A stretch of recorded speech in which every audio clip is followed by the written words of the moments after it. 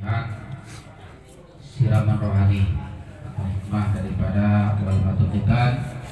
Insyaallah pada kesempatan ini kali ini usungkan ada Ustaz Sudana Al-Bahlani yang panjang terus betul. Pada beliau waktunya dapat kami persilakan.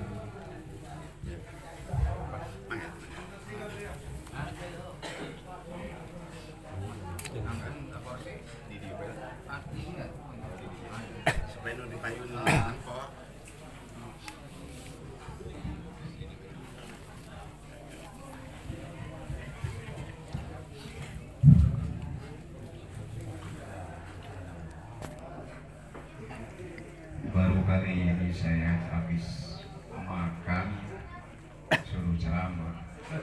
Biasanya kenyang badur, kalau nggak kenyang tidur. Tidur ceramah. Nasib.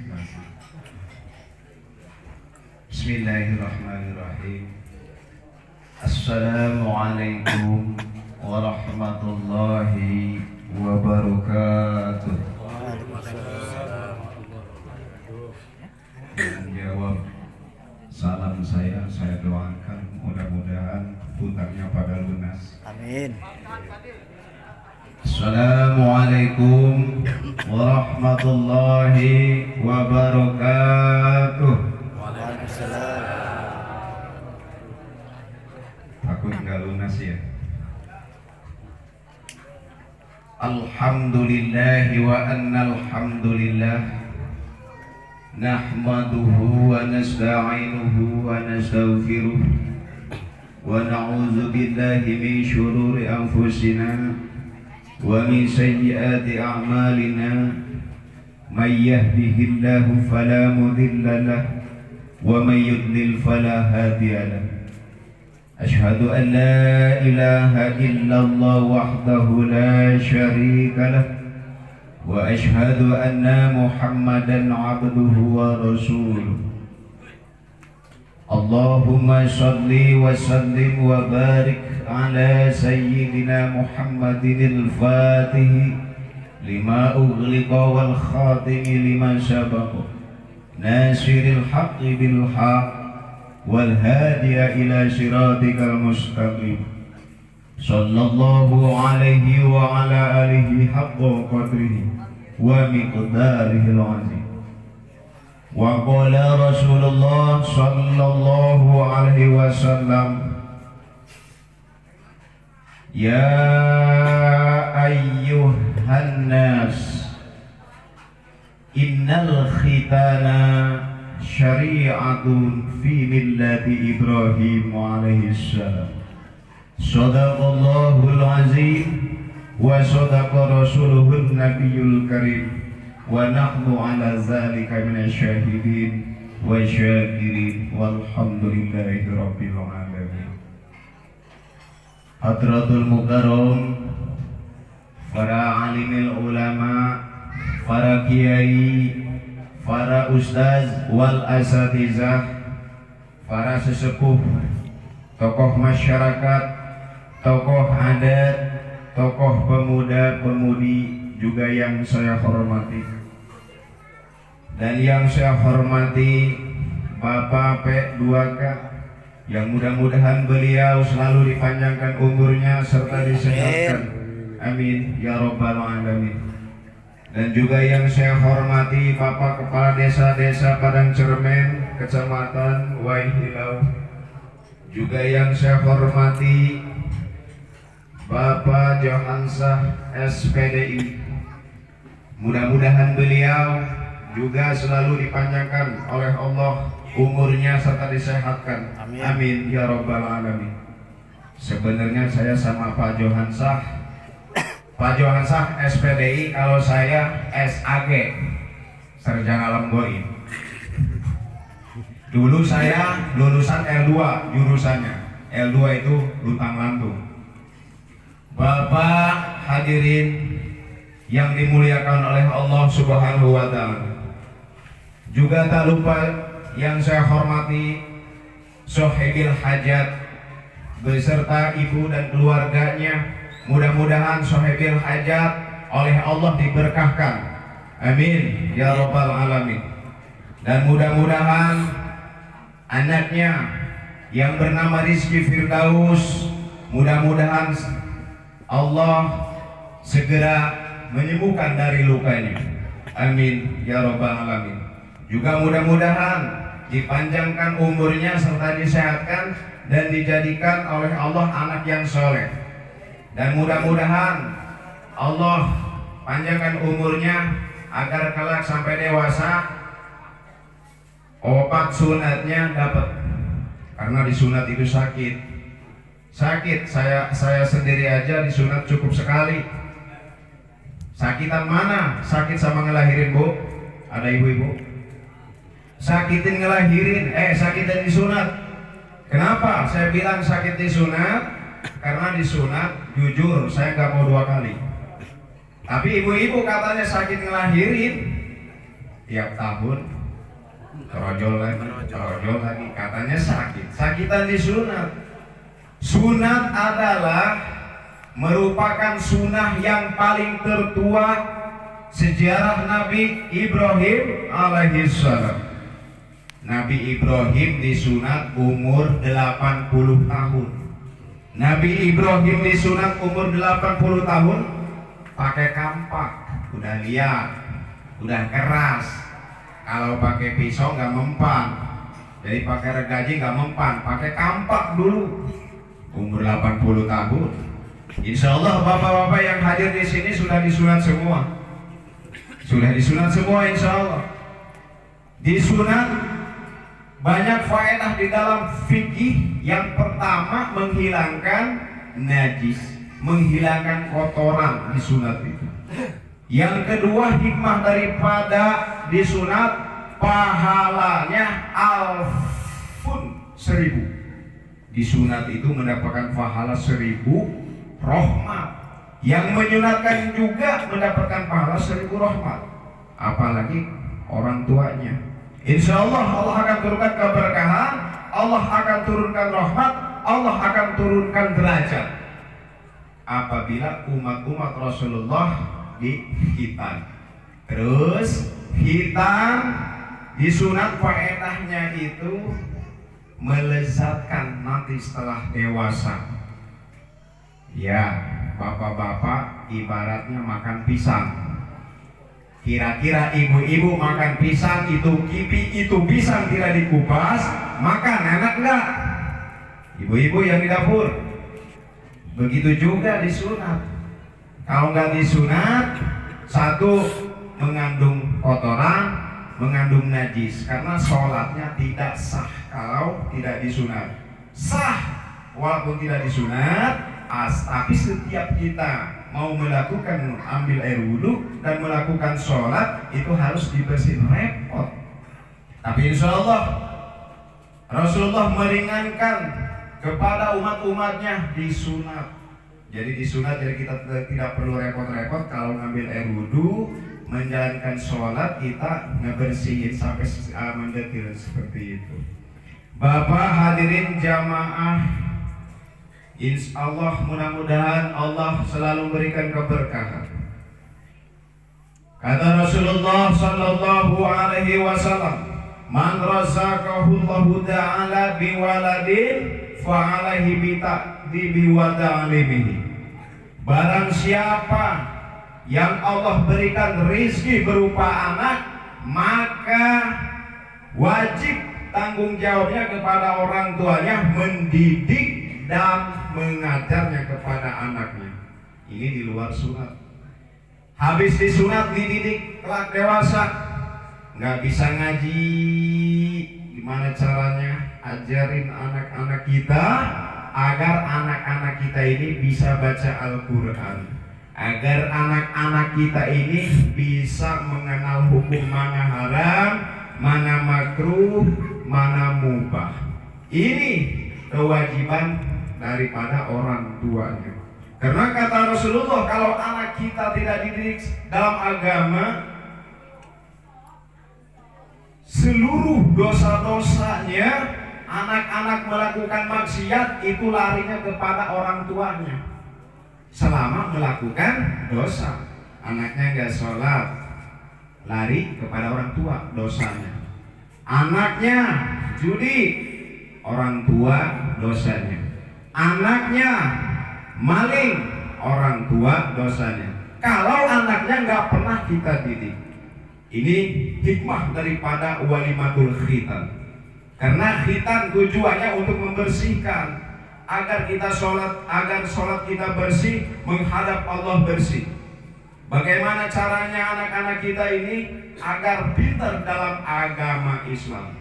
Zaman sekarang HP setan gepeng, selalu bangun tidur HP ya.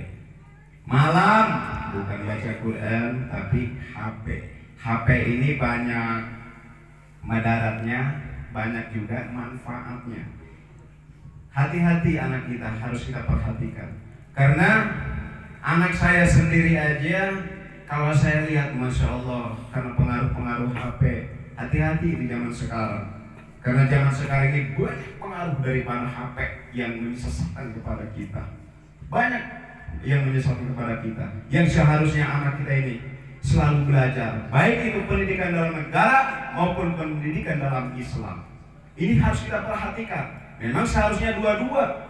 Man aradad dunya fa'alaihi bil ilmi, wa man aradal akhirata fa'alaihi bil ilmi, wa man aradahuma fa'alaihi bil ilmi. Barang siapa yang mengharapkan dunia harus dengan ilmunya, sekolahin.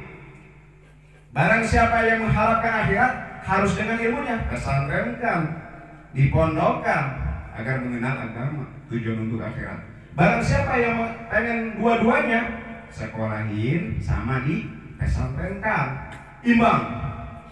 Kata Rasulullah, iman di dunia ka'annaka tahyu abadan, wa amalil akhirati ka'annaka tamutu godan. Carilah duniamu seakan-akan kita selamanya hidup, dan carilah akhiratmu seakan-akan besok lusa kita mati. Ini makanya hikmah daripada khitan ini, kita perhatikan anak-anak kita, agar anak-anak kita rajin ibadahnya sama Allah, agar anak-anak kita pintar baca Al-Quran, kalau bisa tahfiz, agar anak-anak kita selalu mendekatkan diri kepada Allah. Karena apa? Karena rugi kita punya dunia kalau memang anak kita tidak bisa ngaji, rugi, sangat rugi. Jadi mohon maaf Bapak yang dimuliakan Allah, jadi saya ini gak bisa ngomong Lampung, jujur. Jadi dari awal sampai akhir tadi saya sebenarnya sedih. Yang pembawa acaranya saya dengerin, saya sedih dari tadi. Yang sambutannya saya sedih. Kenapa sedih? Gak ngerti apa kalau saya diomongin. Ya ikut-ikut aja. Yang lain ketawa, hehehe ketawa. Yang lain angguk-angguk saya juga ikut. Karena saya nggak ngerti, tapi ini pakai bahasa Indonesia, mungkin campur aduk lah, campur aduk dengan Sunda. Asli bahasa saya Sunda sebenarnya. Karena ada dulu, saya ingat mantan saya dulu, saya punya mantan cewek, ya cewek, masa laki-laki mantannya.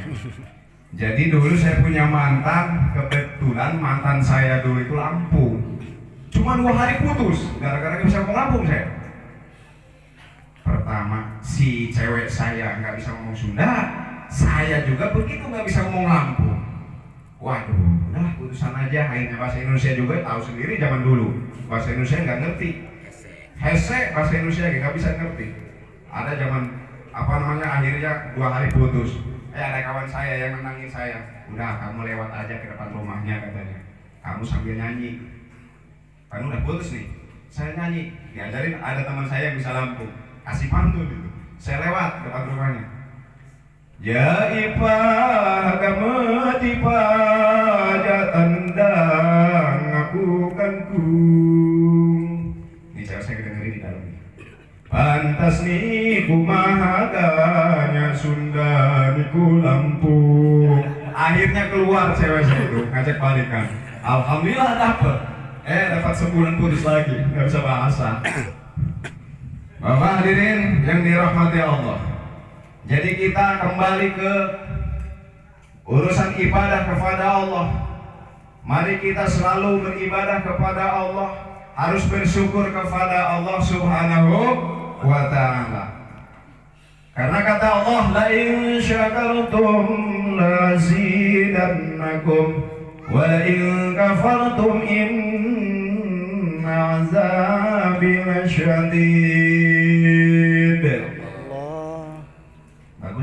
Bagus nggak suara saya? Hah? Iyalah, ngeden-ngeden saya masa jelek. Barang siapa yang bersyukur kata Allah, maka Allah akan tambah kenikmatannya. Kita dikasih rezeki, bersyukur secara mengucapkan alhamdulillah, maka Allah akan tambah rezeki kita. Kita bersyukur tentang anak, maka Allah akan nambahin anak kita. Kalau kita bersyukur sama istri, maka Allah akan nambahin maksudnya sakinah, mawadah, warohmah. Jadi di dalam rumah tangga insya Allah sakinah, mawadah, warohmah banyak. Udah 2000 aja. Banyak zaman sekarang. Dari punya anak 1, 2 anteng, sakinah, mawadah, warohmah. Udah punya cucu, ribut, putusan, cerai. Banyak. Tanya sama bapak pengul kita. Iya Pak ya? Banyak zaman sekarang. Akibat apa? Akibat kosong dari didikan. Terkadang si istri yang jauh dari agama ini, yang seharusnya mengerti penghasilan suami, yang seharusnya mengerti ini pemberian Allah, yang seharusnya mengerti nasib bagian ini datangnya dari Allah. Kita hanya sekedar syariat, usaha syariat, ke sawah syariat, cari rizki, cari duit itu syariat. Hakikatnya Allah yang memberikan. Kita hanya sekedar syariat Islam. Hakikatnya Allah. Tapi insya Allah kalau kita sudah bersyariat, usaha. Kalau sudah syariat usaha, maka Allah akan tentukan rizki syariat keberkahan. Ciri orang berkah, sawahnya bagus dan hasilnya itu dipakai ibadah, berkah. Hasil panennya dipakai ibadah, berkah. Hasil coklatnya dipakai ibadah, berkah. Mau coklat di luhur gunung, Imam sudah kuliah. Mau coklat di luhur gunung, udah pakai motor. Ada dulu bahasa Lampung, saya pernah dengar itu, belajar ngomong Sunda. Ketemu sama saya, mohon maaf ya, ada cerita sedikit, bukan menyinggung, bukan, tapi hanya cerita saya tawa sendiri. Katanya gini, kula cina, Ustad, enak sebelah. Kula cina mau motor cina, tas di gunung macam gelat. Nah turunannya, rem nak tengedahar. Kok tengedahar? Aturan kan nggak makan, ini ngomong tengedahar. Akhirnya nyungsep pula sebelepotan gara-gara bocah kelat. Itulah biasanya bahasanya ya. Jadi saya mohon maaf karena bahasa saya memang begini, nggak bisa ngomong Lampung. Tapi cuti-cuti pandai. Kalau ngedengi si Pak Al apa tahu gitu ya. Cuman ngucapinnya nggak bisa. Dan makanya dari awal ya Allah kata saya, kapan siapa yang bisa ngomong Lampung? Kayaknya saya di sini harus punya istri Lampung di sini. Insya Allah lama-lama kayaknya punya. Apa namanya? Bisa ngomong Lampung sebulan aja kalau di sini bisa ngomong Lampung.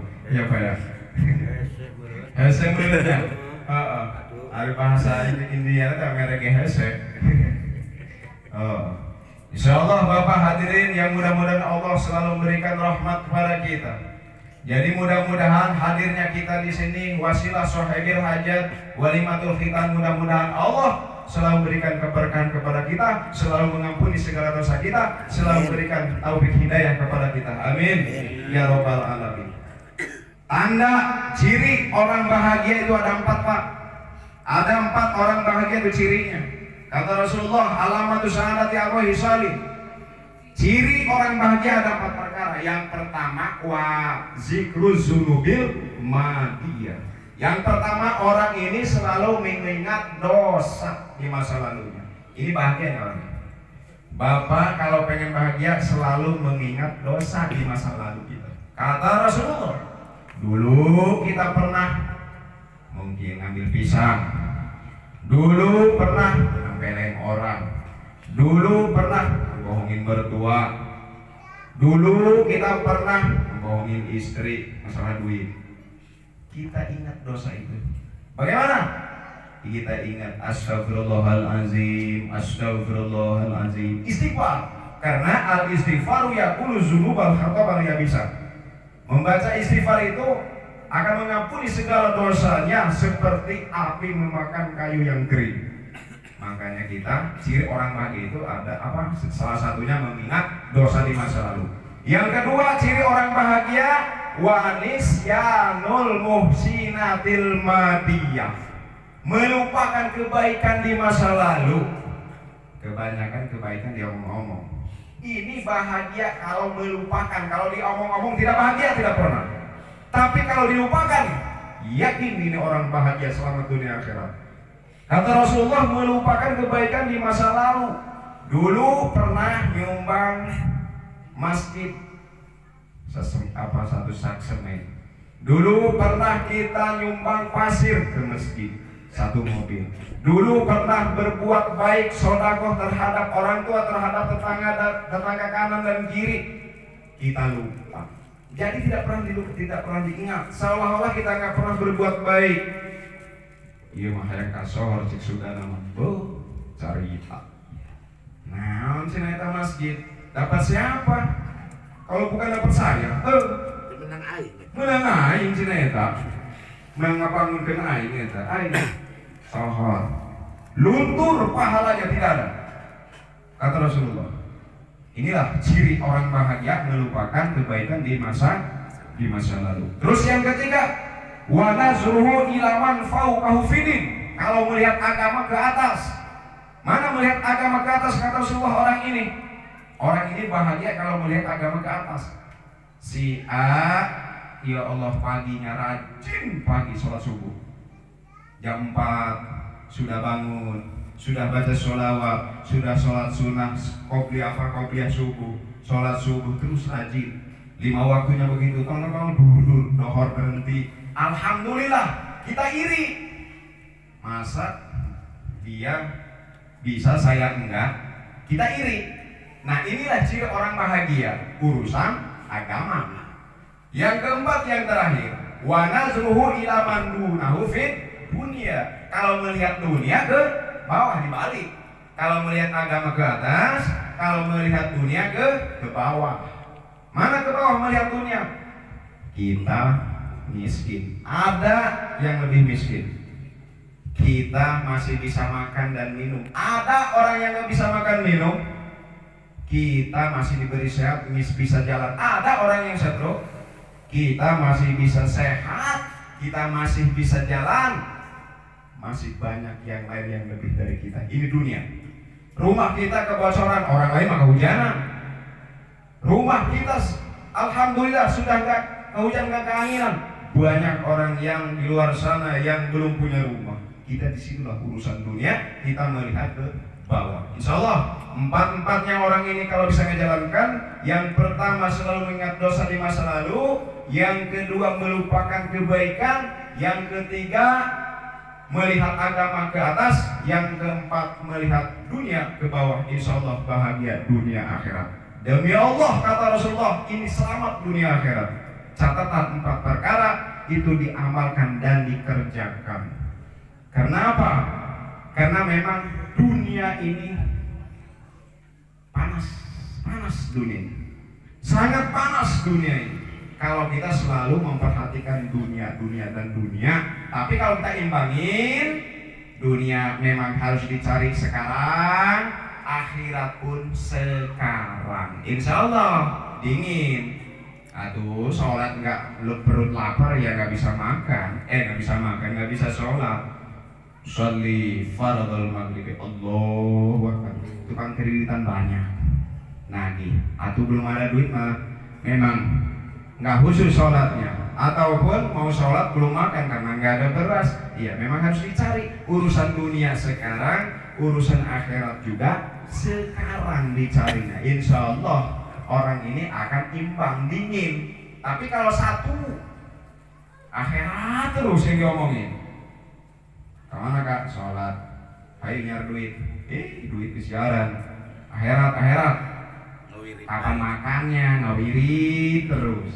Sholat terus. Nggak usah. Salah. Saya nggak cocok. Kalau orang ini selalu ibadah aja, nggak cari nafkah.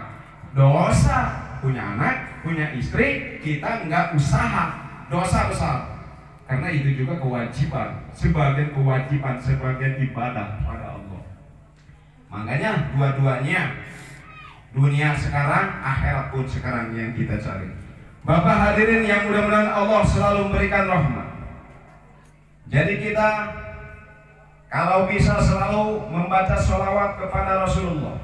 Allahumma sholli ala Sayyidina Muhammad wa ala alihi Sayyidina Muhammad.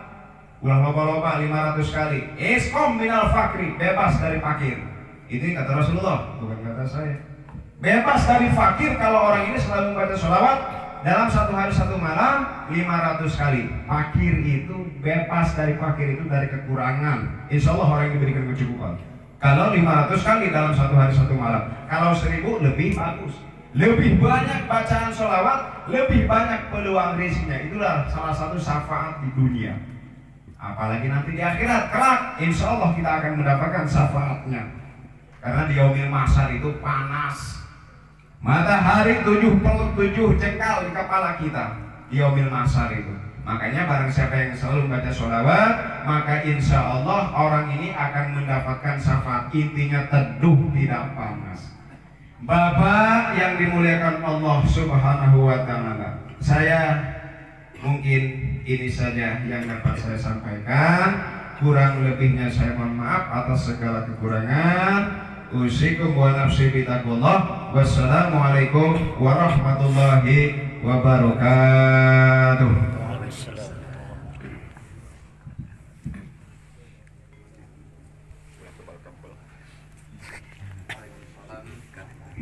Waalaikumsalam. Demikianlah tadi hikmah daripada walimat tutupan yang telah disampaikan oleh Ustaz Sujana Al-Bantani dari Panjang Betung, yang mudah-mudahan apa yang beliau sampaikan dapat kita petik dan kita terapkan dalam kehidupan kita sehari-hari. Menikah acara yang selanjutnya yaitu doa. Jika dia doa pertama yuk doa tahlil, itu khusus jemaah Abdul Muhi bin Adzed, Sekowa Sanah bin Yakub, saya kedua Ibrahim bin Abdullah, saya keempat Sawiyah binti Abdullah, saya kelima Kaliyah binti Ibrahim, saya keenam Dwi Ramadan binti MZ. Di selanjutnya yaitu maham muslimin wal muslimat selagi orang dalam dunia ini. Kemudian doa khusus jemaah sanak sepeda